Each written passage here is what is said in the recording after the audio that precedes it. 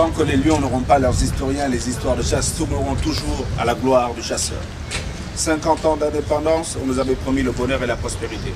Aujourd'hui, les jeunes Africains prennent des pirogues de fortune, prennent le désert, prennent la mer, ils vont vers l'Eldorado.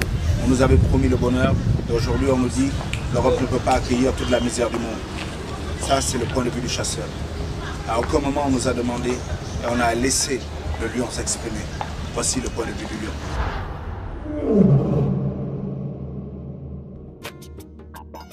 72 naufragés sur le pont. Ce matin, le navire du sauvetage maritime est saturé de la proue à la poupe. À ses côtés, la vedette des gardes-côtes remorque l'embarcation des clandestins interceptés en mer. Sur le quai, les badauds viennent voir le spectacle. On est là pour voir d'où ils arrivent. Il y en a trop maintenant, tout le monde ne peut pas venir chez nous. On est au bord de la saturation. Ils n'ont aucune conscience de ce que représente un voyage pareil. Mais tout ce qu'ils cherchent, c'est une vie meilleure. De jour comme de nuit, les autorités espagnoles sont rodées. Débarquement de nouveaux migrants, accueil par la Croix-Rouge. Les moins de 18 ans, vous restez ensemble. Et comme d'habitude, interdiction aux médias de communiquer avec les clandestins. Mais la nuit, la surveillance se relâche. À voix basse, certains se confient. Comment était la mer? Un peu difficile. Un peu difficile. Très même difficile. Et l'autre qui avait? Vous vous attendiez à ça? Vous avez eu peur? Au début, oui, j'étais un peu peur. Mais je sais que ça devrait passer comme ça. Moi, je suis ivoirien. Je ne peux pas rentrer dans mon pays. Le maire de Los Cristianos a enfin obtenu l'autorisation de retirer les cayucos du port. Par souci d'hygiène, sans doute. Pour maintenir le standing touristique, peut-être. En tout cas, pour briser le symbole. Sur les hauteurs de l'île, les autorités ont installé un cimetière de cayucos, une décharge pour ces barques venues d'Afrique. Mais les habitants des Canaries commencent à être excédés. Certains d'entre eux sont venus incendier ces bateaux de nuit avec des cocktails Molotov.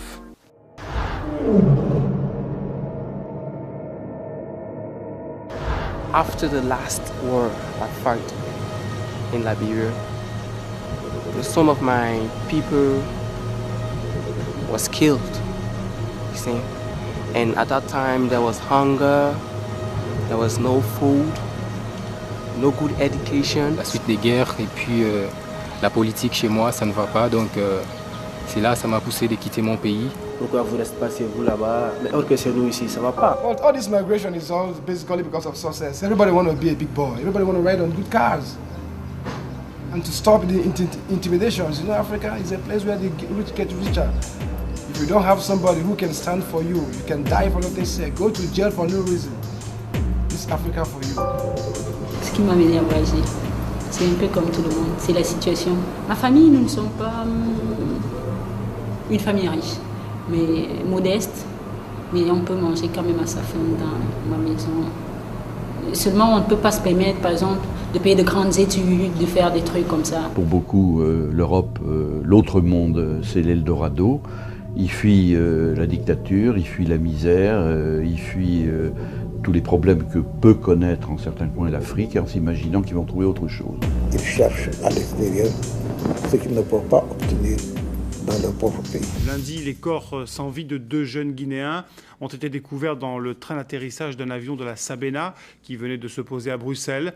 Auprès des 2 adolescents morts de froid, une lettre exprimant toute leur souffrance d'être les laissés pour compte de la planète. Nathalie Cause. Les 2 jeunes Guinéens savaient que leur chance de survie était presque nulle. Yagin, 14 ans, et Fodé, 15 ans, ont pourtant tenté le voyage. Leurs corps ont été découverts lundi à Bruxelles dans le train d'atterrissage de cet avion en provenance de Guinée. La presse belge publie aujourd'hui une lettre bouleversante retrouvée sur les adolescents, un appel au secours adressé aux responsables d'Europe. Aidez-nous, nous avons la guerre et des problèmes d'éducation, nous nous sacrifions parce qu'on souffre trop en Afrique. Si donc je peux partir, même si je meurs en route, en restant je vais mourir. En partant, je risque de mourir, mais j'ai plus de chances d'arriver. Parce qu'en fait, on voit ceux qui sont partis et qui sont déjà arrivés. Et on se dit, bon, c'est bien. Le pays de leur père et de leur mère, le pays de leurs ancêtres. À partir du moment où ce pays ne peut plus leur garantir ni la vie quotidienne, ni l'avenir, ils ont toutes les raisons, comme dans toutes les sociétés, dans toutes les périodes historiques, de quitter le pays qui n'est plus capable de te nourrir. Tout le monde il a le droit de partir s'il veut partir. Mais personne ne doit être forcé à partir. Loin de moi, l'idée d'insister ces jeunes-là à partir. Parce que je pense que notre place est en Afrique. Je dis aussi que ces jeunes-là ont le droit de bouger. Ils ont le droit de bouger parce que les Occidentaux viennent chez nous quand ils veulent, où ils veulent, faire ce qu'ils veulent. Au désert, s'il n'y a pas à manger, il n'y a pas de l'eau, donc c'est la mort, quoi. Il y a plein d'amis qui sont morts aussi. Some of my friends got sick. One other one that we call Rasta, his feet get rotten because of the hot sun. La nuit et la journée, on marchait ça 5 jours. Quand tu es arrivé jusqu'à la bord de Guirias, on bite dans la forêt. Bon, ça aussi, c'est une grande souffrance. On viole les filles, on viole les hommes. C'est constant et c'est quotidien, quoi. Et tout le monde les subissent, non seulement des passeurs, la police. Les Algériens nous maltraitent, soit ils nous prennent pas pour des Africains et ils ne se prennent pas pour des Africains, tu vois. Les policiers marocains, ils ont ouvert le feu, ils ont tué. Al tener brazos rotos, piernas rotas, balas, disparos, y ha habido muertos, ha habido una cantidad enorme de muertos, ¿no? Pero allí en Melilla no hay ninguna guerra. En Irak hay una guerra. En Palestina se pegan tiros. ¿Eh? Pero en Melilla no hay ninguna guerra. En Melilla lo que llega son personas que viven en África, que no pueden vivir en África, porque el colonialismo occidental no lo permite. Tu connais les boules avec les gaz, avant ils tirent ça, mais maintenant ils commencent à tirer des balles réelles. C'est ça que maintenant. Des balles réelles. Voilà, la balle réelle. La Cour de la Haye a fait quoi? L'Armistice le sait, ils ont fait quoi? L'Europe, soi-disant humaniste, ils ont fait quoi? On tue à bout portant les Espagnols, tuent à bout portant les immigrants sur les îles Canaries. Quelqu'un échappe, ils disent oui, il y a eu des rescapés, 7 rescapés sur 100. Mais ils ont tué les autres. Pourquoi ils ne nous montrent pas les cadavres des autres? Ils mentent, parce que c'est criblé de balles, on n'ose pas le montrer. Les gouvernements n'agissent pas pour leur peuple, ils deviennent aujourd'hui les policiers des puissances étrangères qui les commandent à garder les peuples comme en tout cas des animaux, à leur barrer leurs propres frontières, à fermer leurs propres portes pour que les gens ne réfléchissent pas, alors que l'immigration n'est interdite dans aucun règlement du monde, dans aucun droit du monde, tout le monde doit circuler librement. S'ils trouvent des prétextes de bloquer les gens, c'est parce qu'aujourd'hui ils sont en train de se soumettre aux puissances des pays riches. Et ce sont des temps des rampants, des pleurants et des marguillants payés à contrepartie par de travail qui vont rendre négativement à leur peuple. Quand vous arrivez peut-être dans l'ambassade française, on vous demande d'apporter un billet d'avion d'abord pour avoir le visa. Vous allez vous endetter, acheter le billet d'avion. On vous demande de souscrire une assurance. Dans une compagnie française, vous partez souscrire l'assurance. On vous demande maintenant de payer les frais d'études des dossiers. Dans les ambassades, moins cher, c'est 20 000 francs. Vous versez tout ça. Et pendant ce temps, vous revenez le lendemain, votre demande de visa est rejetée. On ne vous rembourse ni l'argent de billet d'avion, ni la souscription d'assurance, ni la frais de consultation de dossier. C'est une forme d'escroquerie. C'est du racisme, c'est tout. Aujourd'hui, la vision de l'Europe, c'est les richesses de l'Afrique, oui, en Europe, mais vous restez chez vous. Les Européens, quand il y a eu le trop-plein, ils se sont déversés sur les autres continents, vers les Amériques. Ils ont même dit qu'ils ont découvert l'Amérique, comme si les Indiens qui habitaient l'Amérique n'avaient pas découvert leur propre continent. Puis ils sont allés en Asie, ils sont venus en Afrique, etc. Mais aujourd'hui, tout est occupé. Ils ont fait des nations. Mais étaient des pays étrangers chez nous, qui n'est pas autochtone, etc. Et là, ils ont des moyens, effectivement, de faire des pressions sur nous. La migration, ils l'ont accepté quand il y avait les 30 glorieuses, quand l'économie française marchait. Ils ont accepté. Ils ont même absorbé les pieds noirs. Il n'y a pas eu de problème de recasement des pieds noirs. À cette époque, c'était en France. Il n'y a pas de problème. Et ils en avaient besoin. Parce qu'ils sont mal payés. Pour les petits patrons, c'est bien dans la concurrence avec les autres pays qui n'ont pas le même type de main-d'œuvre. L'Allemagne a été obligée de faire appel à des Turcs, etc. etc. L'Allemagne qui n'avait pas de colonies à proprement parler. Maintenant qu'il y a le mouvement des autres peuples vers eux, parce que quand c'est un mouvement de pendule, Ils disent ah non, c'est irrégulier, c'est clandestin, on ne va pas accepter toute la misère du monde. Aujourd'hui, on demande aux Africains de parler français, anglais, au nom d'une certaine universalité et au nom d'une certaine ouverture. Alors, et on demande aussi aux Africains, à ces mêmes Africains, d'ouvrir leur marché aux produits européens. Et on les empêche de venir. Vous ne pouvez pas parler de mondialisation là où il n'y a pas de libre circulation des populations. Aucune nation n'a le droit de dire je vais choisir mes migrants et en fonction de mes besoins main-d'œuvre. C'est un refus de partage et c'est en même temps un refus de reconnaissance d'une dette historique vis-à-vis des Africains. Il faut simplement que les relations économiques soient différentes de celles qu'elles étaient, qu'on cesse le pillage. Il faudrait en tout cas que les uns cessent de piller les autres et de se barricader.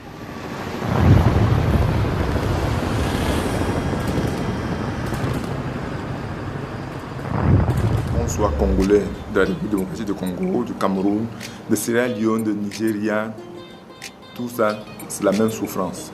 La faim tue plus que le sida, la tuberculose et la malaria réunis. Cette situation qui est tout simplement horrible n'a rien de surprenant lorsqu'on sait que depuis plus de 3 décennies, l'Afrique est sous le rouleau compresseur de la globalisation, l'ouverture forcée à un marché déloyal. Plus les autres régions se développent, plus l'Afrique recule, tout stagne. Maintenant, on ne parle même plus de développement, on dit lutte contre la pauvreté. C'est-à-dire que nous sommes allés de mal en pis en quelque sorte. La seule faute qu'on ne pardonne pas, que ne pardonne pas notre monde contemporain, c'est la faiblesse. Si vous êtes faible, vous ne pouvez pas avoir la vérité, vous ne pouvez pas avoir la justice, vous ne pouvez pas avoir l'équité. Si vous êtes fort, on vous pardonne vos fautes. On vous pardonne vos fautes, on vous pardonne vos mauvais choix idéologiques. Ce n'est pas parce que des pays très forts, comme la Chine ou je ne sais pas quel autre pays, comme la Corée du Nord, aujourd'hui, n'ont pas les mêmes choix idéologiques que les États-Unis, que pour autant elle n'est pas respectée, ces pays ne sont pas respectés. Quels sont les dirigeants qui sont en mesure aujourd'hui de nous garantir une vie digne? Effectivement, aujourd'hui, il n'y a pas de Kwame Nkrumah, il n'y a pas de Thomas Sankara, il n'y a pas encore de Patrice Lumumba. Pourquoi? Nos politiciens, souvent, ils se distinguent plus par leur manque d'ambition. Leur seule ambition, c'est être au pouvoir. On a des leaders qui sont là pour leur personne, qui ne sont pas là pour un idéal. L'engagement qu'ils ont pris au moment des élections, est-ce qu'ils les respectent? Ils sont là pour leurs intérêts personnels, ils sont là pour tirer tous les avantages qu'ils peuvent et aussi possible en partant, laisser quelqu'un qui va assurer les arrières. Parce que l'enfant du président doit être président, l'enfant du paysan doit rester paysan. Ce n'est pas spécifique à un pays, c'est général maintenant sur le continent. C'est ça qui est malheureux. Des pays qui avaient une expérience démocratique, qui ont vécu autre chose, qui sont revenus à la démocratie, je parle du Niger où on se trouve aujourd'hui. Ils sont en train de parler d'un 3e mandat pour le président Tandian aujourd'hui, ce qui est un recul démocratique. Le contre-pouvoir consiste à dire pousse-toi que je m'y mette. C'est juste le pouvoir pour le pouvoir, mais non pas le pouvoir pour des alternatives susceptibles de garantir au plus grand nombre, notamment les jeunes, un emploi décent. J'ai envoyé un qui était pour moi le parfait, c'est Thomas Sankara, qui représentait le leader africain dans toute sa splendeur, proche du peuple avec un discours révolutionnaire. C'est un petit peu les latino-américains aujourd'hui. Hein. Mais nous, on n'a pas ça en Afrique. Aujourd'hui, le leadership, on est en train de le construire dans le forum socio-africain, où on pense qu'on va construire des voix, qu'on va construire des visages qui vont dire non au rapport nord-sud tel qu'ils existent. C'est nos représentants, ce n'est même pas nos dirigeants. Quand le mot dirigeant est là, ce n'est pas lui qui me réveille le matin, ce n'est pas lui qui me doit manger, ce n'est pas lui qui il ne me fait rien. Il est seulement là, je l'ai mis là, c'est mon mandataire et c'est moi le mandant. Il doit agir conformément à ce que je veux, sinon les clauses du mandat sont interrompues. C'est cette rupture de confiance entre les dirigeants, entre l'élite et les sociétés africaines, à mon avis, qui est à la base de la contre-productivité et de la contre-performance des sociétés africaines face à leur développement, face à leur bien-être et à leur indépendance par rapport au reste du monde. Donc il y a là cette cassure, une fêlure entre l'élite et le corps social. Le grand drame du continent aujourd'hui, c'est que l'élite africaine, elle continue en fait à reproduire le modèle occidental. Il faut aussi que dans ce domaine, les responsables africains aient une stratégie de développement, une politique à long terme et ne se contentent pas de quémander l'aide, quitte pour certains à le détourner, ou au contraire de demander aux grands organismes internationaux ce qu'ils doivent penser du développement de leur pays. C'est à eux, à l'Afrique, à s'en saisir et à le dire. Pour cela, il faut des gens compétents, intelligents et honnêtes. Une fois élus, ils n'ont d'oreille que pour l'Europe, la Banque mondiale et le G8. Et il semble beaucoup plus important pour eux d'être un bon élève du FMI et de la Banque mondiale que d'être perçus et jugés par leur propre peuple comme de véritables alliés. Et nous voulons aujourd'hui des gens qui aiment l'Afrique. Ces chefs d'État sont pris en otage par l'Occident. Aucun pays ne peut prétendre aujourd'hui qu'il ne soit pas lié, qu'il ne soit pas soumis à des pressions internationales, soit de la part de certains pays, ou soit de la part de certaines institutions financières internationales, pour définir et conduire, mettre en œuvre les politiques que ces soi-disant partenaires ou soi-disant institutions financières veulent que ces élites mettent en place. Nous avons deux faunes qu'il faut liquider ici. C'est le singe qui imite et le perroquet qui répète. Tant que nous ne les liquiderons pas, nous n'avancerons pas, parce que nous ne serons pas créateurs. À leur décharge, même s'ils le voulaient, et le FMI et la Banque mondiale diraient, et pour des raisons de gestion rationnelle des économies, la masse salariale ne doit pas dépasser tel montant, et vous êtes obligé de vous ouvrir parce que seule la compétition peut vous sortir de l'ornière. Vous dites si il y a tant de chômage, c'est parce que vous n'avez pas suffisamment appliqué à la lettre, en tout cas, les instructions qui vous ont été données, et privatisez ceci, faites cela, entrez par là, sortez par là. Et moi, je crois que l'Europe et l'Afrique sont rattrapées par leurs propres mensonges. Tous les dirigeants comme Thomas Sankara, comme Patrice Lumumba, comme Kwame Nkrumah, on venait mentir sur eux à la télévision et le peuple disait « Ah oui, c'est vrai que… » Alors que la réalité, c'est qu'ils ont été assassinés parce qu'ils refusaient de brader nos richesses. La réalité, ils ont été assassinés parce qu'ils ont refusé de se mettre à genoux devant l'homme blanc, devant le système occidental. Les Africains ne peuvent pas décider sur leurs intérêts. Décider selon les intérêts africains devient que l'Occident se fâche pour ça. Il devrait être heureux. Un chef d'État africain qui décide en faveur des intérêts africains. Cela devient un crime pour l'Occident. Donc un chef d'État qui détruit l'Afrique, voilà ce qu'il supporte. Mais un chef d'État ou un pouvoir africain qui défend les intérêts africains, ils sont contre ça. Que nous préférons la liberté dans la pauvreté à l'opulence dans l'esclavage. Malheureusement, au moment des indépendances, on n'a peut-être pas fait les ruptures qu'il fallait pour rompre tous les liens qui aliénaient l'évolution du pays, le développement du pays, aussi bien sur le plan économique que sur le plan social. Il y avait deux tendances pour l'indépendance, ceux qui ont véritablement pris leur indépendance et ceux qui ont négocié leur indépendance. Je crois que c'était la différence entre Sékou Touré et d'autres chefs d'État que je ne nommerai pas par principe. L'ancien colonisateur n'a pas lâché prise.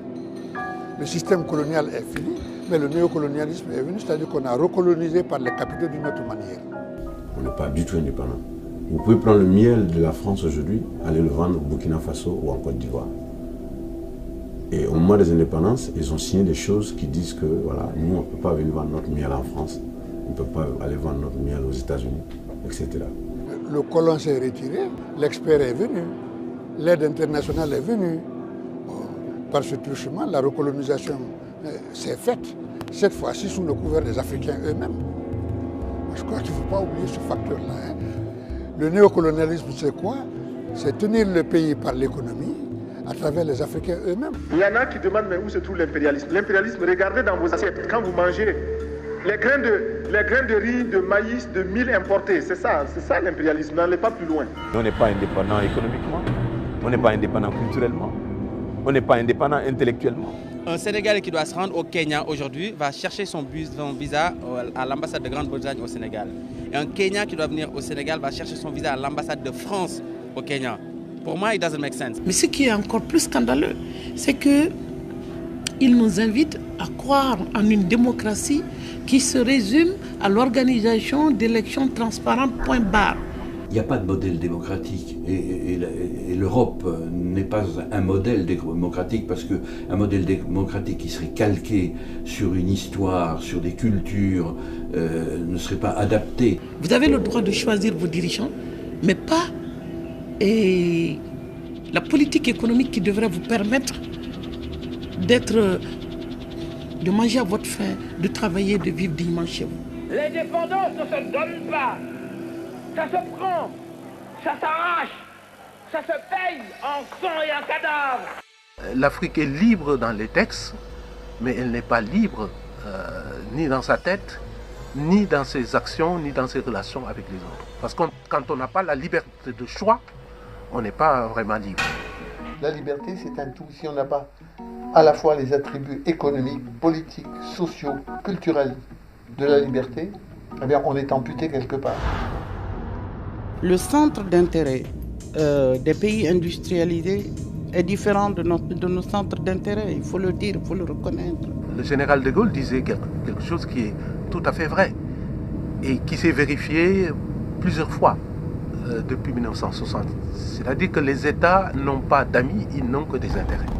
En réalité, ils n'ont cure de nos dirigeants, ni de la nature de nos démocraties. Ce qui les intéresse, c'est qu'il faut en un temps T, en un lieu donné, et les hommes ou les femmes dont ils ont besoin pour organiser l'espace économique de telle sorte que leurs acquis, leurs intérêts stratégiques soient sauvegardés. Je pense qu'il y a eu des intellectuels qui ont analysé depuis longtemps les conséquences de la dépendance vis-à-vis de l'extérieur qui a été maintenue au moment des indépendances. Mais ceux qui ont gouverné le pays n'avaient pas du tout la même opinion que les intellectuels qui envisageaient d'autres solutions. Dans tous les pays, il y a une élimination systématique, politique et parfois physique de tout ce qui était pour des ruptures.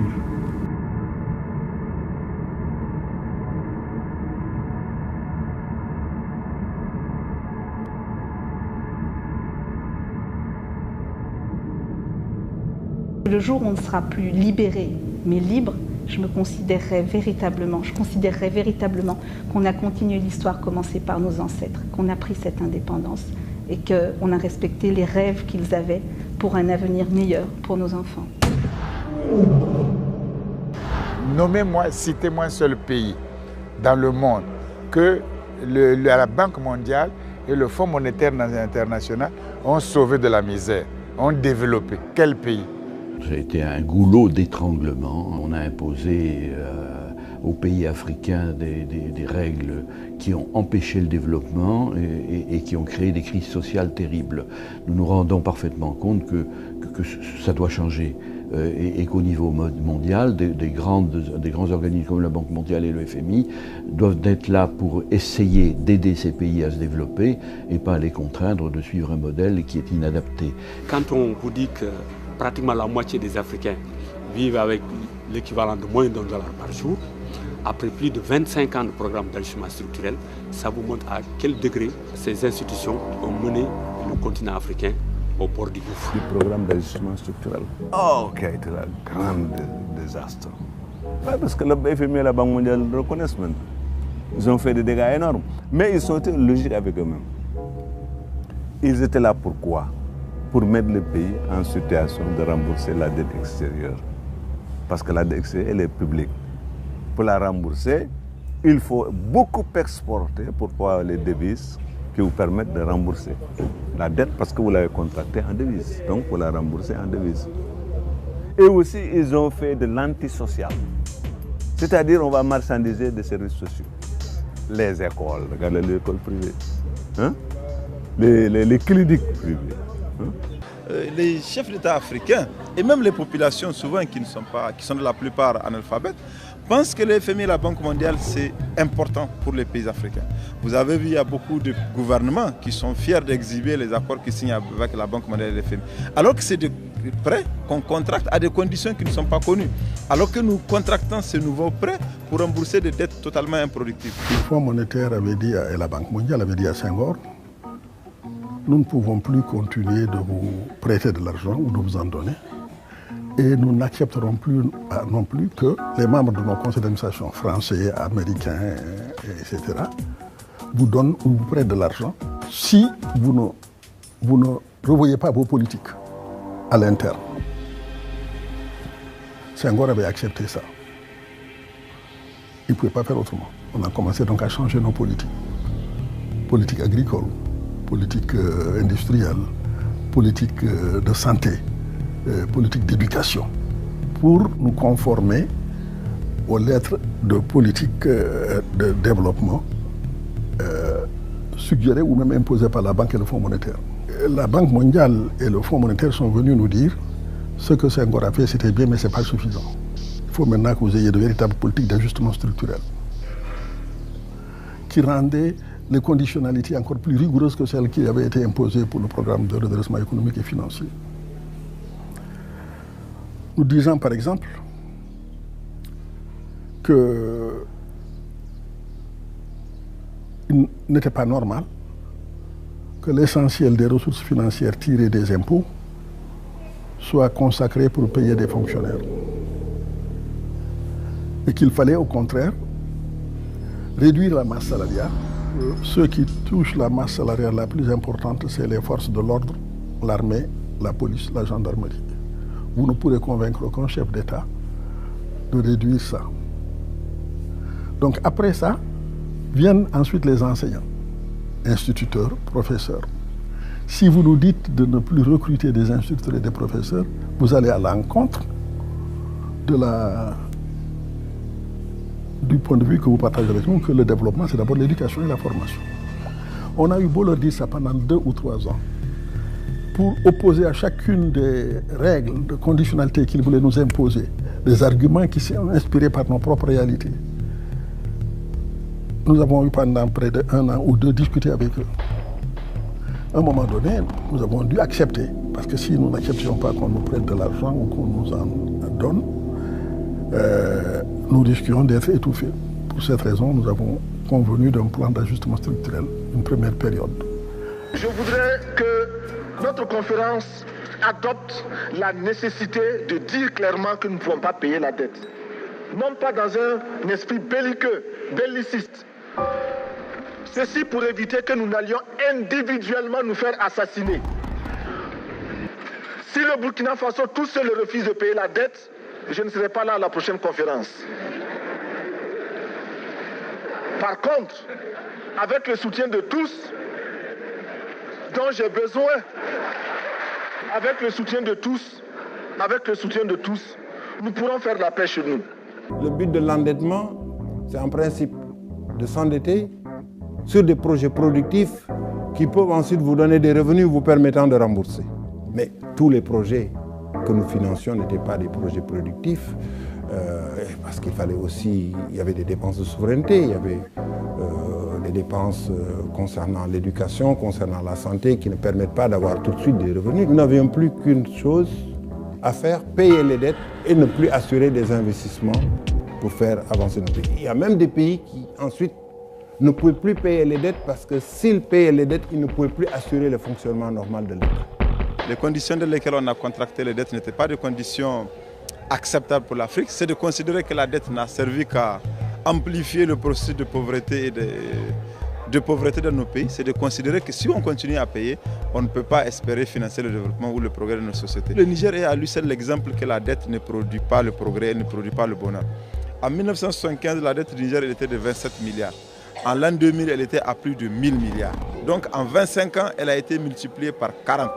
Et en 25 ans, la population s'est appauvrie dans les mêmes proportions. Le remboursement qui a déjà été fait, ce remboursement est supérieur à ce qu'était la dette. Mais nous en sommes arrivés à cette situation et pour avoir été leurrés par un idéal de développement qui a consisté à emprunter pour réaliser un projet de société non concerté et cruellement dépendant de l'expertise internationale et des importations.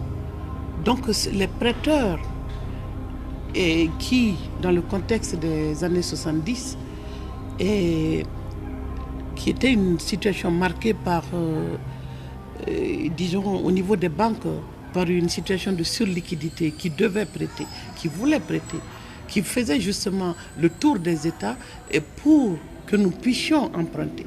Ce sont eux qui nous ont proposé des sources de financement, des bailleurs de fonds internes que l'on emploie chaque jour, comme s'il y avait des hommes dont le bâillement suffisait à créer le développement chez les autres.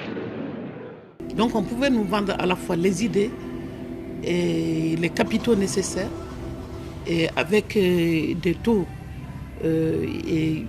d'usure sous prétexte que nous sommes des pays à risque. Donc quand on prête à des pays à risque, on peut se permettre de pratiquer des taux d'intérêt plus élevés. Mais il se trouve qu'au terme de plusieurs décennies de remboursement, même les pays en guerre remboursent. Donc le risque, même si le risque se vérifie, cela n'a pas empêché la plupart des pays de rembourser. Ce qui veut dire qu'en fait, on a appliqué, on nous a volé tout simplement. Donc, il faut que les pays du Nord, nos partenaires, acceptent que, ensemble, nous nous mettions autour d'une table pour revoir ce problème de dette et accepter leur annulation ou leur rééchelonnement ou leur diminution. La dette ne peut pas être remboursée parce que, d'abord, si nous ne payons pas, nos bailleurs de fonds ne mourront pas. Soyons-en sûrs. Par contre, si nous payons, c'est nous qui allons mourir. Les institutions comme la Banque mondiale, le Fonds européen de développement, ont dit non, nous ne pouvons pas le faire parce que nous, si nous annulons les dettes, nous n'avons plus de rentrée pour pouvoir financer les opérations futures. Le fait que les États qui sont censés être des entités souveraines soient endettés au point d'en perdre leur capacité de penser et de décider par eux-mêmes est surréaliste du point de vue de l'homme de la rue. Mais ce qu'il est davantage, c'est que par le truchement de l'État, il l'est lui-même, ainsi que ses enfants et ses petits-enfants, et sans en être informés. Qui ici ne souhaite pas que la dette soit purement et simplement effacée? Celui qui ne le souhaite pas, il peut sortir, prendre son avion et aller tout de suite à la Banque mondiale payer. Nous achetons des produits manufacturés qui deviennent de plus en plus chers, alors que nos matières premières, nous les vendons de moins en moins chères. Plus nous produisons d'arachide ou de coton, plus les cours baissent sur le marché mondial. C'est ce qu'on appelle la fameuse détérioration des termes de l'échange. La croissance en Europe, il s'est basée sur deux principes. Payer les matières premières le moins possible et payer la main-d'œuvre le moins possible. Produisez ceci, vendez cela, vendez-le et nous l'achèterons à notre prix. Mais pendant ce temps, et puisqu'il ne s'agit que d'exportation et que localement vous ne transformez rien à partir du savoir local et en travaillant sur les matériaux locaux, donc on est piégé à tout point de vue. Vous prenez la Guinée, premier exportateur mondial de bauxite. Si on n'exportait pas de la bauxite, c'est-à-dire de la terre, mais qu'on exportait tout simplement de l'alumine, on serait totalement indépendant financièrement. Vous savez comment on fait dans ces cas-là pour pas qu'un pays exporte de l'alumine? C'est très simple. Vous ne les aidez surtout pas à avoir des barrages électriques. Comme ils n'ont pas d'électricité, ils n'ont pas d'unité de transformation, ils n'ont pas d'industrie, donc ils se contentent d'exporter la terre brute et c'est encore l'extérieur qui fixe le prix. Vous exportez ce que vous produisez et vous consommez le reste, et dans tous les domaines, les voitures, les chaussures, les sacs. Nous avons toutes les matières premières dont les pays occidentaux ont besoin pour continuer le développement. L'Afrique est un paradoxe historique. Continent très très riche par ses matières premières et son potentiel humain. Un continent très très pauvre. Il y a un problème. J'aimerais aller à la Sorbonne pour aller voir la signification du mot riche et pauvre, voir si c'est la même chose ou pas. Et c'est ce paradoxe-là aujourd'hui qui existe en Afrique. Ce n'est pas normal. Ce qui est fait chez nous est transférée à l'extérieur. Parce que tout simplement, aujourd'hui, la plupart des secteurs clés de notre économie sont contrôlés par le capital étranger. Et bien sûr, s'il y a des profits, mais ces profits vont à l'extérieur. D'autant plus qu'on nous demande, par ces institutions-là, de libéraliser notre code des investissements pour, soi-disant, attirer les capitaux. Or, dans cette libéralisation, non seulement il y a des exemptions fiscales pour plusieurs années, mais surtout la liberté totale de rapatrier les bénéfices. C'est pour cette raison que même le peu qui est fait chez nous est rapatrié à l'extérieur. Et c'est la conjonction de ces facteurs qui explique que plus on parle de croissance, plus les gens s'appauvrissent. Nous ne produisons pas, nous n'exportons généralement que les matières premières dont ils ont besoin pour produire les biens que nous achetons. Donc voici l'impasse. On a beau dire l'Europe a besoin de cet arrière-coût pour faire ses affaires, venir prendre les matières premières, hydrocarbures et tout ce qu'on veut, mais aussi y vendre. Nous avons beau être pauvres, nous sommes un marché. Regardez, les cellulaires ne marchent nulle part ailleurs autant qu'ici. Les pays africains sont des pays pauvres, mais c'est des pays qui ont des taux de croissance élevés. Si les chefs d'État et les responsables pouvaient s'en apercevoir, ils se rendraient compte qu'avec cette donnée-là, il y aurait un rééquilibre à introduire dans leur propre pays pour permettre à leur peuple d'accéder à un autre niveau qu'à celui auquel ils sont actuellement. Il faut réussir à produire plus. Produire plus. Produire plus parce que il est normal que celui qui vous donne à manger vous dicte également ses volontés. Ne consommons que ce que nous contrôlons. What kind of resources are you asking for in the world that is not in Africa? Tell me. Why should people be poor? Why should people die of hunger on a continent of plenty? Many of our countries have oil. Many of our countries have diamonds. We have got green fields. L'uranium, la bauxite, le pétrole, le bois, le poisson, mais ils doivent tout le faire, tout. Et le diamant, et voilà comme quoi ils nous paient. Le café, le cacao, ils doivent tout au continent africain. Le sous-sol européen, c'est le plus pauvre de la planète. Il n'y a rien. Tu as beau creuser, trouve.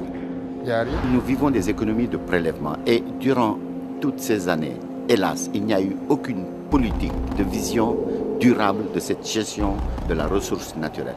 Donc, qu'est-ce qui s'est passé? Il s'est passé que progressivement, les ressources naturelles ont disparu.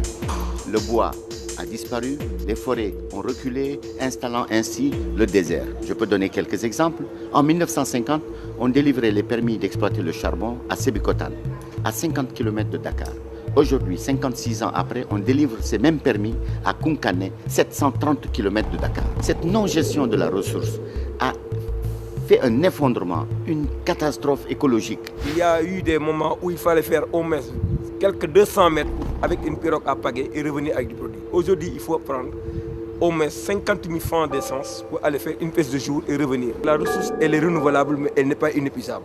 Et il y a aujourd'hui la présence des Espagnols, des Européens, mais aussi des Asiatiques qui ont le mandat de prendre des bateaux à double licence pour des pêches de complaisance, des licences de complaisance, des pêches illicites, non contrôlées, non réglementées, à fréquenter l'Afrique entre la côte de la Guinée-Bissau et de la République de Guinée pour voler le poisson via le Sénégal en transportement illicite, non autorisé.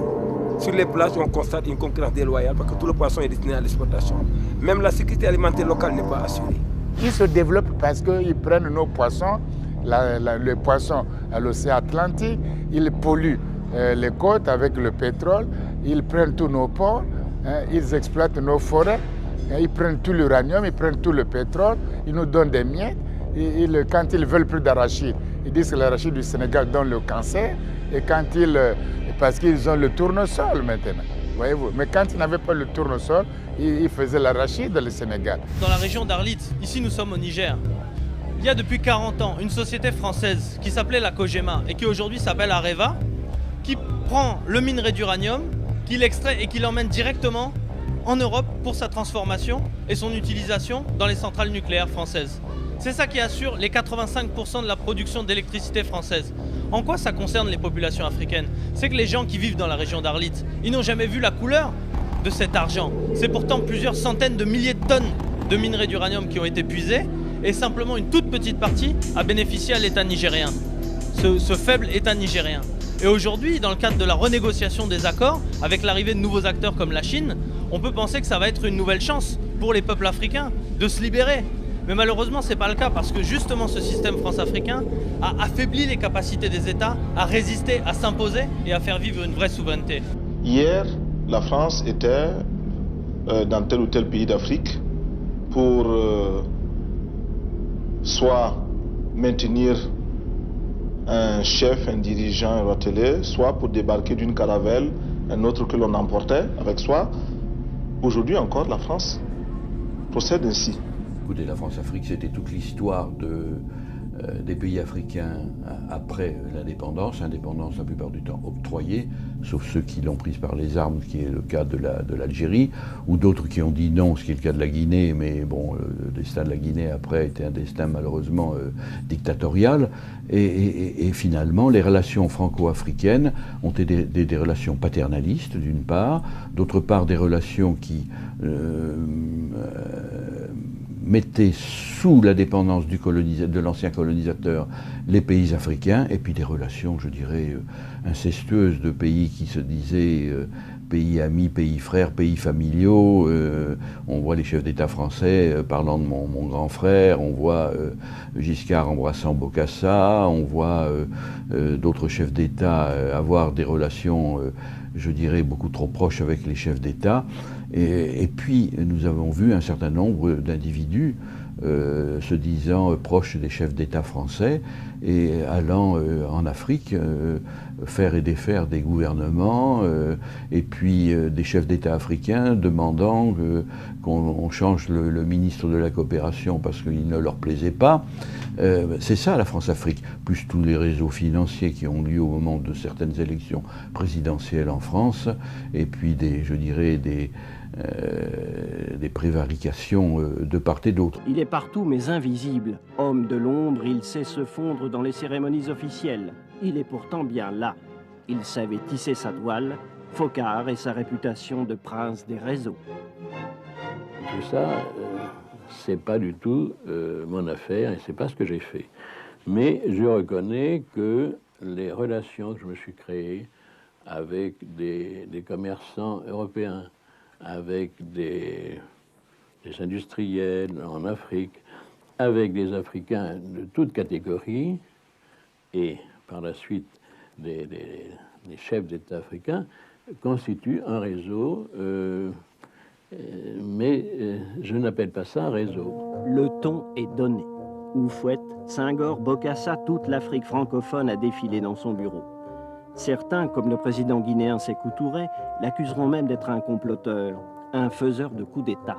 C'est des réseaux diplomatiques, économiques, politiques, militaires qui ont été mis en place à partir des années 60 jusqu'à aujourd'hui pour maintenir les pays de la sphère du précaré français dans la domination néocoloniale. Les réseaux, les 3E, l'état-major, l'Élysée, les entreprises et multinationales.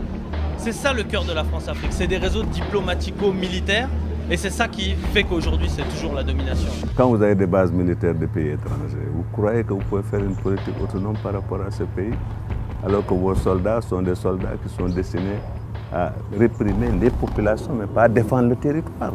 D'ailleurs, c'est pourquoi ils ont des accords de défense avec l'extérieur. Vous croyez que l'extérieur va venir vous défendre réellement si ces intérêts ne sont pas mis en cause?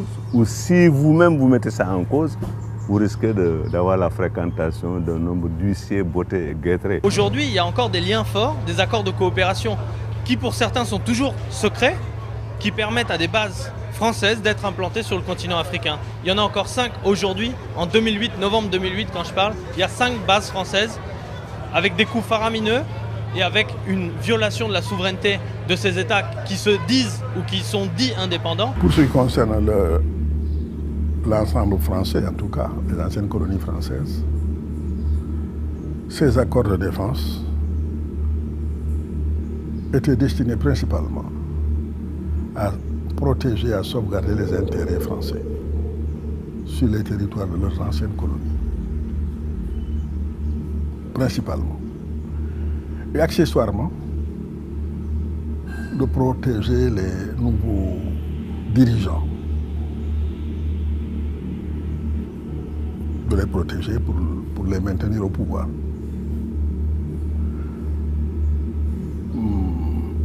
Peut-être en troisième lieu, peut-être protéger les petits pays comme le Sénégal, la Côte d'Ivoire, le Tchad,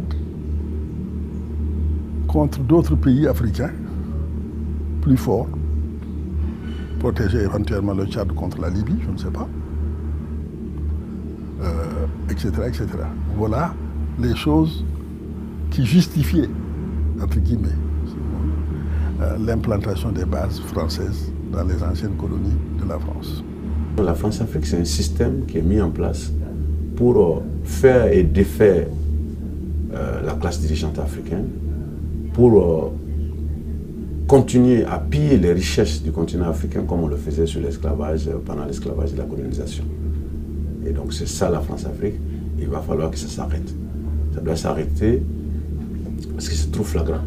Ça doit s'arrêter parce que ce n'est pas normal. Et personne ne viendra arrêter ça à notre place. C'est nous qui devons dire non à ce système qui a été mis en place.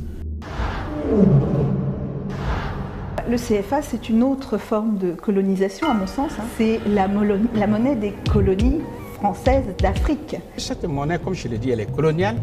Elle est d'origine nazie.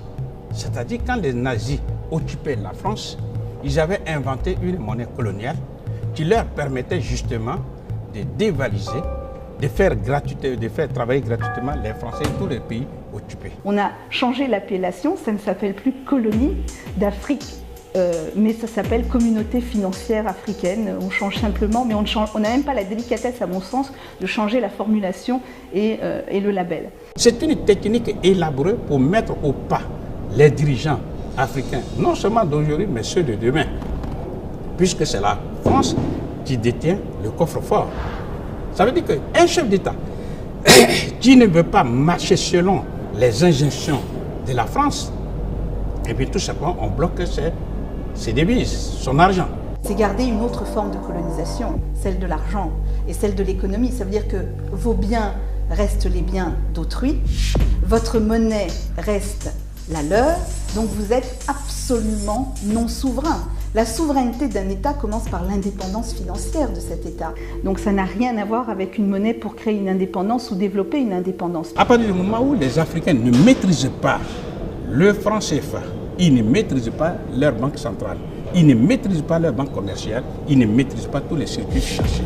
Il est difficile de constituer une classe d'hommes et de femmes d'affaires capables de porter l'économie nationale et de remplacer la bourgeoisie occidentale qui domine l'économie. Les Africains sont dépouillés de l'arme monétaire.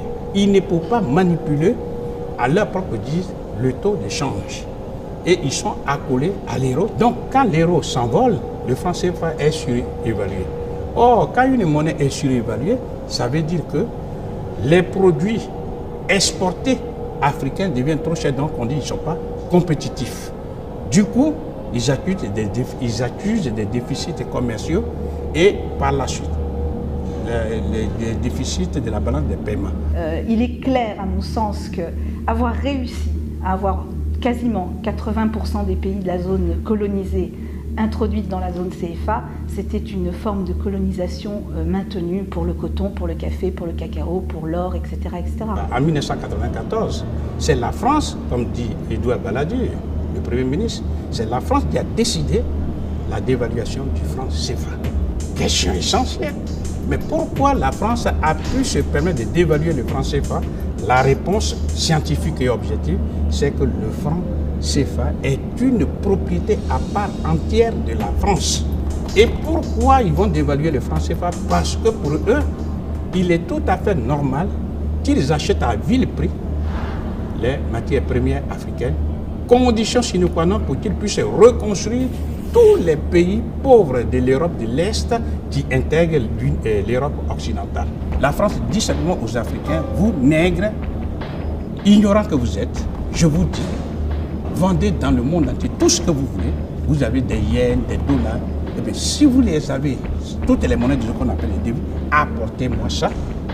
Et en lieu place, je vous fabrique des CFA. C'est tout. Donc ça ne coûte rien. C'est un enrichissement sans cause que la France fait sur le dos des Africains qui sont maintenus volontairement dans l'ignorance. C'est une légalisation de la fuite des capitaux. Quand l'argent fuit le pays, avec quoi on va développer le pays? Les Africains ne peuvent plus constituer une épargne nationale, encore moins une épargne continentale, capable de financer l'économie du pays. La souveraineté d'un État est à 3 dimensions, à savoir la défense nationale, la Constitution, pour ne pas dire oui, c'est la Constitution, et ensuite la monnaie. Donc à partir du moment où la monnaie, le franc CFA, n'appartient pas aux Africains, mais à la France, ça veut dire que ces pays ne sont pas indépendants.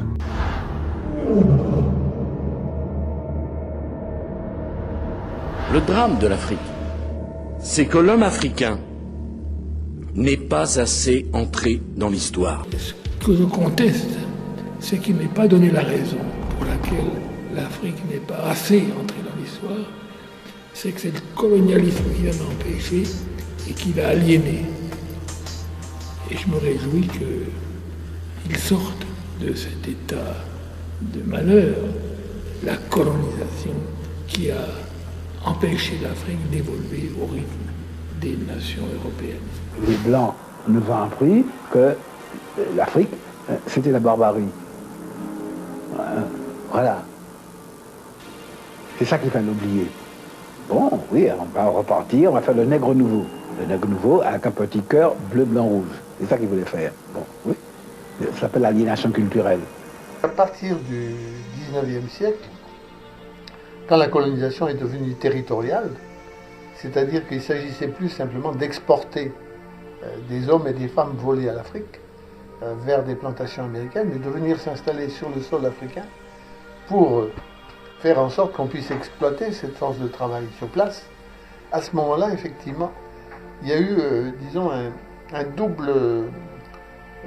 double dimension qui s'est établie. D'une part, il y avait toujours la préoccupation marchande de s'approprier des richesses, mais en même temps, il y avait, disons, le surgissement d'une justification idéologique. Et cette justification idéologique, dans les cadres de l'époque, c'était de dire, bon, des peuples sont des peuples attardés, on disait même des peuples non civilisés, donc le devoir des peuples civilisés, c'est de gérer à la place de ceux qui ne sont pas civilisés les richesses dont ils sont détenteurs. Et puis, alors progressivement, on va les civiliser, les amener à la civilisation. L'Afrique apporte les éléments de la civilisation au monde, et ces éléments diffusent dans le monde, et pourtant l'Afrique continue toujours, passe toujours pour un continent fruste qui n'aurait rien apporté aux autres. C'est qu'il y a eu dès le début de cette colonisation-là, le fait de récuser que l'Afrique puisse construire son propre modèle, qu'elle puisse, disons, ne se développer qu'en fonction de sa capacité de s'approprier les modèles des autres. On décide de la place qu'on doit occuper dans le monde, de comment on doit parler, de comment on doit gérer nos richesses, de comment on doit éduquer nos enfants, de comment on doit penser l'avenir.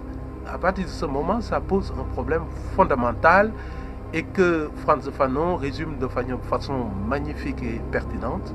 Ça veut dire que l'Afrique connaît une déviation existentielle. C'est un problème presque métaphysique.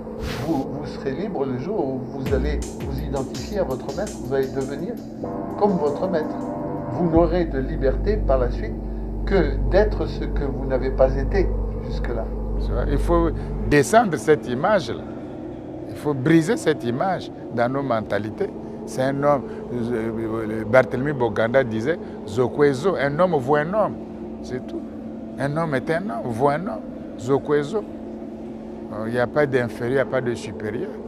Ce n'est pas qu'on est contre quelqu'un, nous sommes pour la fraternité, nous sommes pour l'humanité, nous sommes pour un humanisme, mais nous sommes contre le mépris. Nous sommes contre ceux qui méprisent l'Afrique, ceux qui dédaignent, ceux qui veulent qu'on soit subordonné, qu'on cire tout le temps les chaussures des autres. Donc quand vous êtes là, les Africains sont gentils, des histoires comme ça, là. Endormir debout. How do we make Africa a place fit for our children? How do we make Africa a place fit for our young people? I deal with migration. When I go to Europe and I see our young people in the streets of Europe, and you feel the humiliation that many of them suffer, living in European cities. But they should be proud Africans being here. But let us not fool ourselves that we need to make Africa fit for our young people. Et il est évident que si l'Afrique a un grand avenir, nous le savons aujourd'hui, si cette autre Afrique qui est en train de naître permet à ses enfants de vivre, cette immigration n'aura plus le caractère catastrophique qu'elle a aujourd'hui. Il serait temps que notre jeunesse croie en son continent profondément, qu'elle le construise, qu'on arrête de prendre des barques pour aller construire chez les autres. Parce que quand on arrive en France, quand on arrive en Espagne, qu'est-ce qu'on vous propose comme job?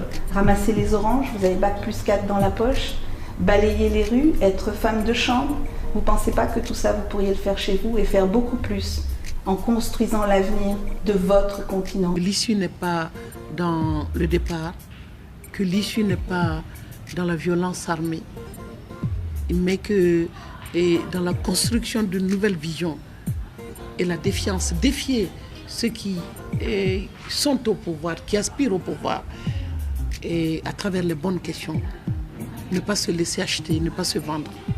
Les politiques ne changent que s'il y a une pression sur ceux qui exercent le pouvoir pour que ceux qui exercent le pouvoir changent un peu leurs orientations en les conformant aux besoins et aux réalités de la situation et aux besoins des différentes populations. On peut reprocher à l'Europe de défendre ses intérêts par rapport à l'Afrique.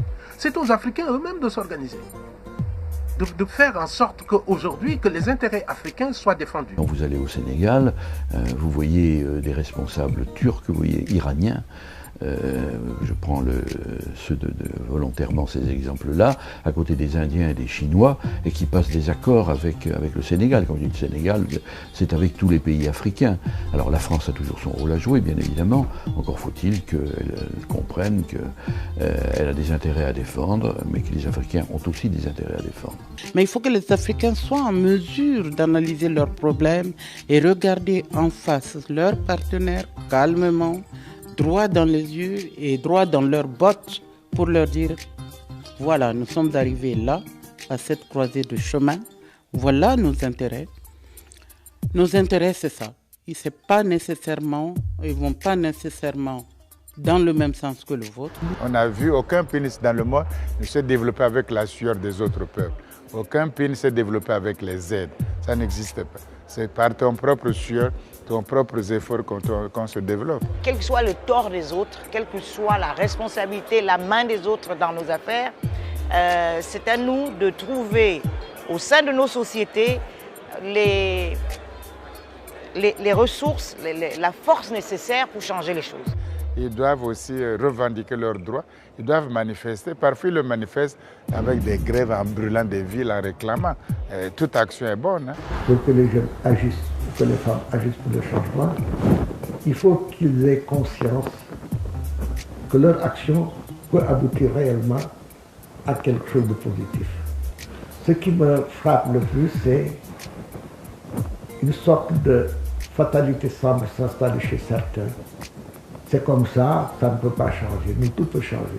Demain, les peuples africains s'éveilleront et se rendront compte que la société civile peut aujourd'hui changer les choses. Il n'y a que nous, les Africains, qui allons résoudre les problèmes des Africains. Il ne peut pas venir du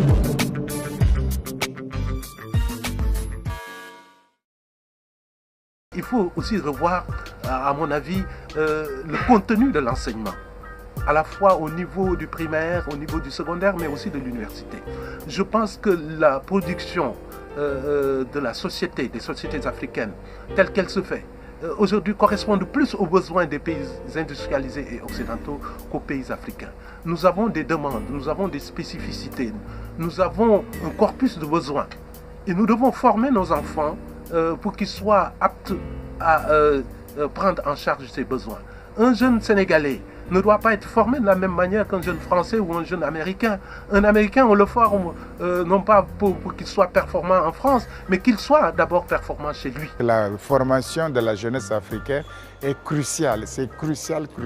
C'est le problème numéro un, on a beau faire, c'est le seul problème numéro un, c'est prendre en charge, prendre en main la jeunesse africaine, car c'est le futur même de l'Afrique.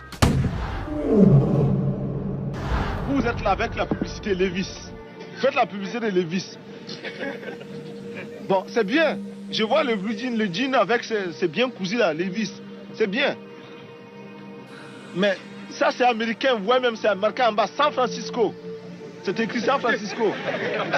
Qu'est-ce que vous voulez qu'on fasse? Comment on va faire? Ici à Kayala, vous croyez qu'il n'y a pas de tisserand pour faire comme ça? Il fallait donc consommer burkinabé. Il a mis l'accent sur ça, consommer. Donc à partir du moment où on consomme ce qu'on produit, vous voyez, ça encourage la production. Et c'est plus facile aussi d'atteindre l'autoconsommation quand on veut se consacrer, se centrer sur ce que les productions que vous pouvez valoriser dans votre pays. Si la jeunesse africaine a la place de s'habiller avec la friperie qui nous revient des pays occidentaux, s'habiller avec le coton local, ce serait déjà quelque chose. Si au Mali, à la place de boire le thé chinois, on cherche le thé farako, ce serait mieux. À la place du riz thaïlandais, on cherche le riz gambiaka produit par nos paysans, ce serait mieux. Ça, on peut le faire à niveau individuel, mais pour moi, il faudrait aussi l'organiser, c'est-à-dire créer des espaces de consommation libérés, moi je les appelle. Faisons en sorte également que le marché africain soit le marché des Africains. Produire en Afrique, transformer en Afrique et consommer en Afrique. Produisons ce dont nous avons besoin et consommons ce que nous produisons au lieu d'importer. Le Burkina Faso est venu vous exposer ici la cotonnade produite au Burkina Faso, tissée au Burkina Faso, cousue au Burkina Faso pour habiller les Burkinabés.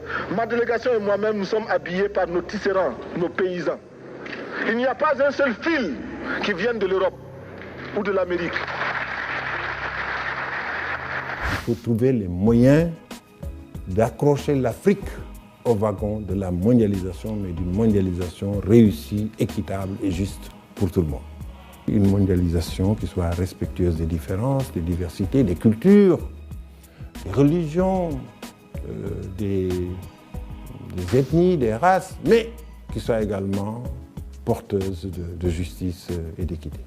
Moi, je suis tout à fait pour l'établissement de rapports fructueux avec l'Afrique. L'Afrique a été colonisée, c'est un fait. Elle a été mal décolonisée, c'est une réalité.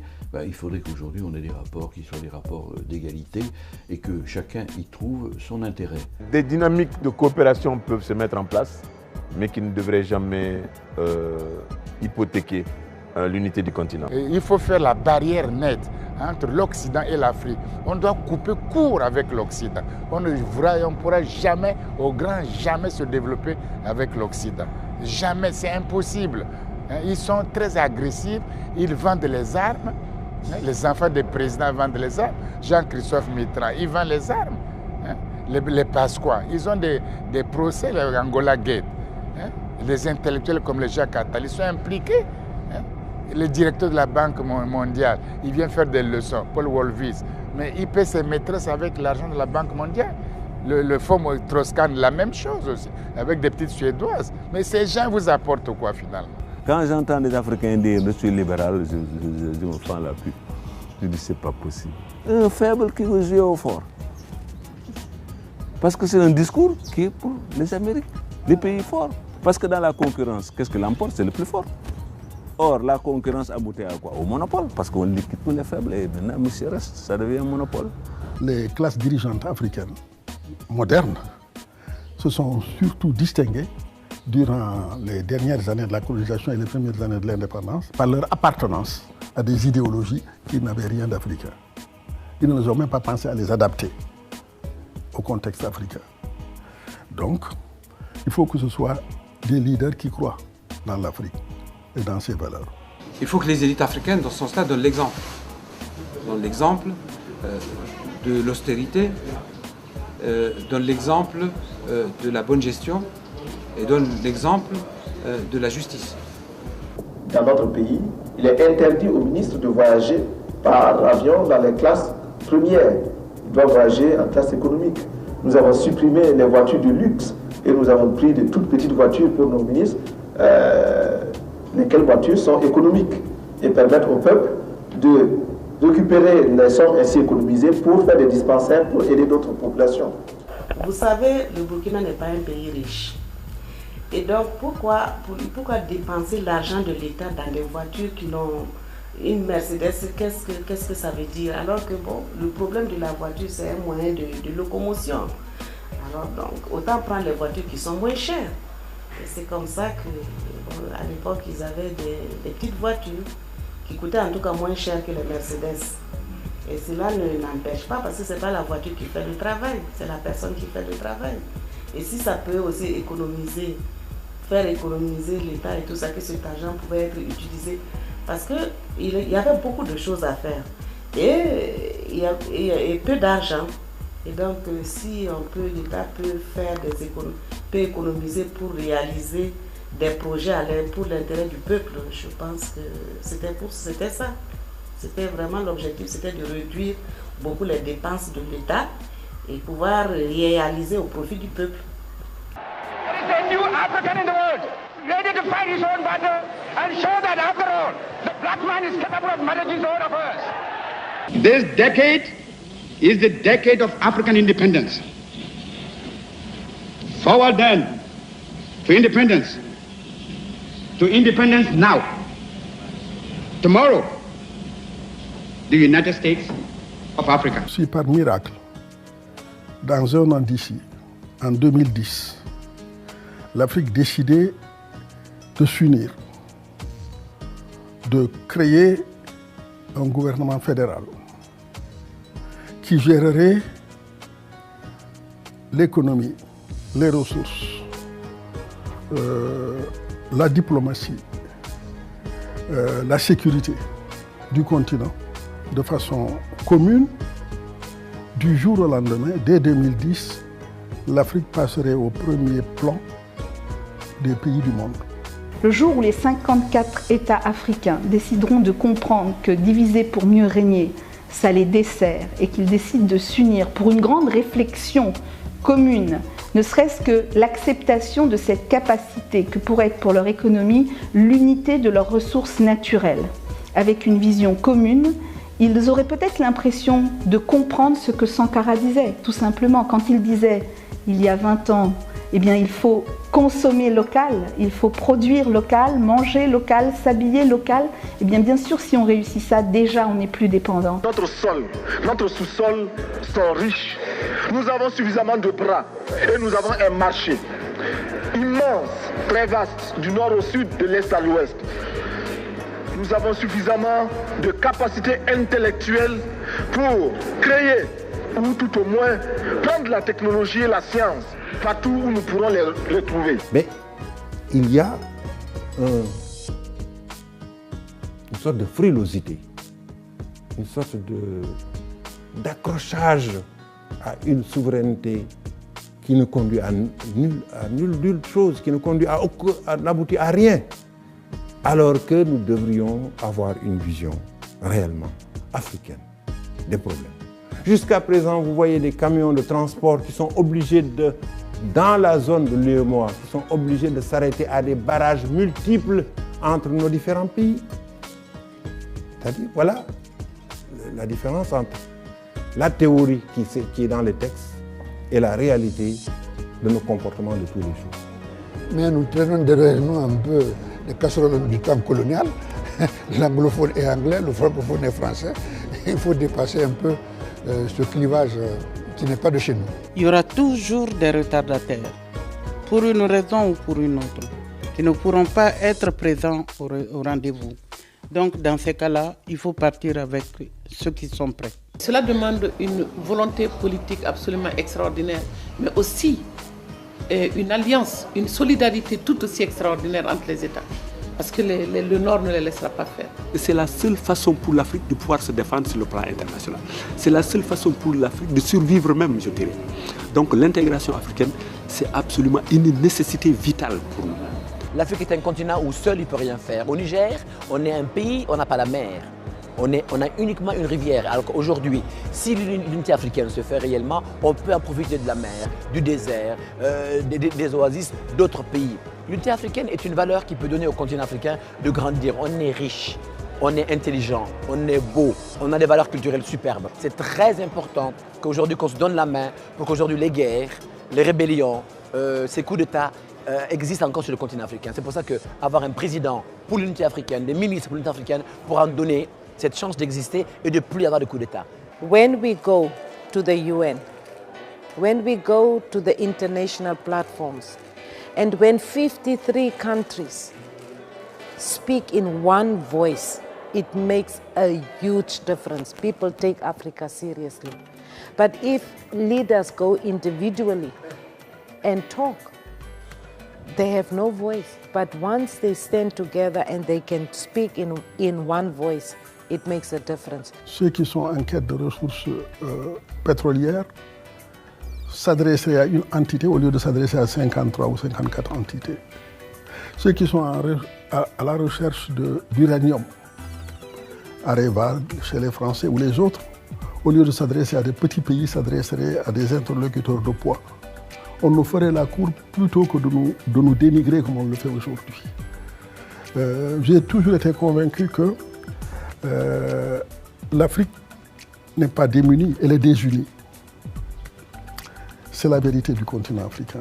L'Afrique telle qu'elle est miettée là, on ne va rien faire sur notre pied. Toujours chacun va avoir son drapeau, son hymne. On ne peut pas aller loin avec ça. Il faut qu'on ait de réels États qui soient suffisamment puissants sur le plan économique pour pouvoir peser sur le plan politique. Il faut qu'on fasse confiance aux autres, il faut qu'on accepte de céder une parcelle de souveraineté. Les intérêts nationaux n'ont aucun sens dans la mesure où c'est dans un grand ensemble qu'on peut réaliser l'avenir de l'Afrique. On ne peut pas réaliser l'unité par des discours. Il faut des faits concrets. Quels faits peuvent nous pousser vers l'intégration? Il faut avoir des projets économiques communs. Il faut avoir une intensité de circulation, donc avoir des routes, avoir des chemins de fer. Tout cela, ce sont des projets qu'il faut créer. Ce sont des projets fédérateurs qu'il faut faire. L'Union africaine actuelle ne nous donne aucune solution. Il ne nous donne aucun espoir. L'Union africaine, aujourd'hui, ne représente absolument rien, puisque les populations ne sont pas impliquées. Ce sont les dirigeants qui ne sont pas des exemples, qui votent ou bien qui choisissent le président ou le président de la Commission, le président de l'Union africaine ou le président de la Commission de l'Union africaine. Donc il faut, soit les États unis d'Afrique ou l'Union africaine, le nom importe peu, mais il faut que ce soit dirigé par des dirigeants crédibles. Des dirigeants crédibles, des gens qui ont fait leurs preuves. L'union va se faire à partir du moment où, sur le plan de l'éducation et de la culture, nous avons un esprit qui est intégré. Il y a donc un travail à faire au niveau de l'éducation et au niveau de la culture. Faire en sorte que tous les enfants des pays de la CEDEAO, au niveau primaire, ils ont le même programme. Au niveau secondaire, ils ont le même programme. Ils vont passer dans des programmes scolaires qui vont mettre ensemble des valeurs partagées. Et donc, ils ne se connaissent pas, mais ils se connaissent déjà parce que c'est le même programme. Quand ils vont se rencontrer, ils vont sentir qu'il y a une complicité, il y a une vision partagée qui est la leur. Et là, quand ils vont parler de l'union, de l'unité africaine, ils vont parler de ça enrobé des mêmes valeurs, des mêmes concepts. On a un gros travail à faire j'allais dire, de révolution culturelle et mentale. C'est le mot. Je ne mâche pas les mots. Parce que nous avons besoin que les Africains aujourd'hui, qui sont aux affaires, quelles soient les affaires administratives et politiques, quelles soient les affaires économiques, que les Africains puissent se penser d'abord en tant qu'Africains. Que le premier réflexe d'un Africain, c'est de dire « je pense à mon continent » avant toute autre idéologie extérieure. La seule idéologie qui va, c'est la idéologie africaine, j'allais dire. S'ouvrir au modèle autre, notamment au modèle occidental, ou au modèle chinois, ou au modèle indien. S'ouvrir au modèle autre en prenant de ces modèles-là ce qui nous paraît le mieux. mais pas en s'inféodant à ces modèles. Maintenant, les gosses, les jeunes vivent dans un monde où c'est l'Internet. Les images qui arrivent ne sont pas des images qui ont été présélectionnées par les parents, mais c'est des images qui arrivent et qui peuvent donner du bon comme du mauvais. Dans ces conditions-là, quand vous regardez l'enseignement que ça donne, c'est l'enseignement de l'ailleurs. Ce qui est beau, ce qui plaît, c'est ce qui est à l'extérieur. Ce ne sont pas des images qui parlent de nos réalités. Et les rares fois où ça en parle, c'est pour parler du sida, c'est pour parler de la guerre, c'est pour parler des inondations, c'est pour parler de la pauvreté, etc. Il faut qu'il y ait un rééquilibrage, que ce ne soit pas seulement les grandes agences internationales, les grands médias internationaux qui donnent des images de l'Afrique et du tiers-monde. Allow me as an African to also know joy. Allow me as an African to also laugh. Why do you want us Africans always to feel hopelessness, despair? That's not the image of Africa. Quand tu ne t'aimes pas, et tu ne peux pas attendre que les autres t'aiment. Si tu ne sais pas où tu vas, tu dois savoir d'où tu viens. Le fait que Obama est arrivé et que Obama a décoincé quelque chose dans nos têtes, dans nos mentalités et tout ça. Maintenant, pour moi, sa mission est terminée. Il est un président comme un autre, mais il a ouvert un truc qu'il fallait ouvrir à l'homme noir. Il s'agit donc, en quelque sorte, de restaurer cette conscience historique continentale africaine, de l'intégrer dans l'enseignement. C'est un facteur de cohésion qui doit contribuer à mettre l'ensemble des peuples africains à l'abri de toutes les formes d'agression culturelle. C'est le seul intérêt que présente une question comme celle-là, et c'est à une œuvre d'intégration de ce genre aussi que je vous invite. Si on ne fait pas ça, on va faire quoi? On va faire des compromis. On va traiter, je suis à l'aise, j'ai un salaire, j'ai une maison, j'ai une voiture, on me respecte dans la cité. Bon, moi, je suis sauvé, quoi. Et les autres. Et c'est que c'est la vie. Est-ce que la vie, être sauvé tout seul, ou être... On est tous dans la même pirogue, on est tous dans le même bateau, on est solidaires. Hein? On ne peut pas être un bonheur isolé tout seul. On ne peut pas être heureux quand il y a tant de chômeurs, hein? Quand il y a tant de désarroi, quand il y a tant de misère. C'est ça, nous avons toujours... Les Africains ont toujours été des peuples d'hospitalité, de solidarité. C'est les ancêtres, c'est l'histoire, c'est tout ce que les autres ont fait. L'esprit de Marcus Garvey, l'esprit de Nkrumah, l'esprit de Cheikh Anta Diop, l'esprit d'Aimé Césaire, l'esprit de Firmin, de Dubois, de tous les sojourneurs. C'est cet esprit-là, des millions, au moins 200 millions de Noirs sont morts pour traverser l'océan Atlantique esclavage. Au moins 200, 300 millions.